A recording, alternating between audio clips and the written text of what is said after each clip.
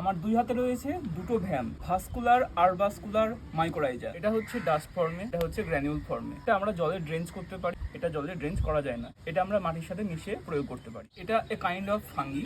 এটা শিকড়ের পরিমাণ প্রায় 100 টাইমস বাড়িয়ে দেয়। যত ভালো শিকড় হবে, গাছের গ্রোথ হবে তত ভালো। প্রতি লিটার জলে 1 গ্রাম করে নেব, বেশি কম হলে তেমন অসুবিধা নেই। খালি কেমন হয় দেখো, এই হচ্ছে দানাদার। মাটি তৈরির সময় ব্যবহার করতে পারি, পরে মাটির সাথেও আমরা মিশিয়ে দিতে পারি। ভালো করে আমাদের মিশিয়ে নিতে হবে। মে মাসটা খুবই গুরুত্বপূর্ণ। আমরা এখন যদি মাটিতে মাইক্রোরাইজা, মাটিতে ট্রাইকোডার্মা দিয়ে রাখি, তাহলে বর্ষার সময় গাছের কোনো প্রবলেম আসবে না। যখন এটা প্রয়োগ করবে, মাটি কিন্তু পুরোপুরি শুকনো থাকবে না, সেমি ময়েস্ট থাকবে। তোমরা এটা সন্ধ্যার দিকে ব্যবহার করলে বেস্ট রেজাল্ট পাবে। একটি 12 ইঞ্চির টবে ম্যাচিওর গাছে 250 ml পর্যন্ত তোমরা ব্যবহার করবে। কেবলমাত্র সুস্থ গাছে দেবে, দুর্বল অসুস্থ গাছ অ্যাভয়েড করে যাবে।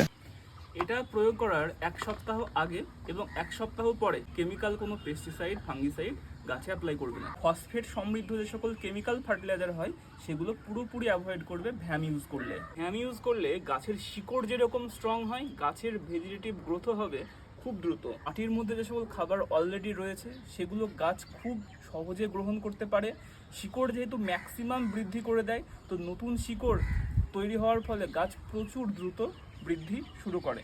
মার্কেটে আরও অনেক ব্র্যান্ডের হয়, যার যেটা পছন্দ সে সেটা ব্যবহার করতে পারো। আমার পছন্দের যেটা হচ্ছে সেটা হচ্ছে এই খালি। Thank you.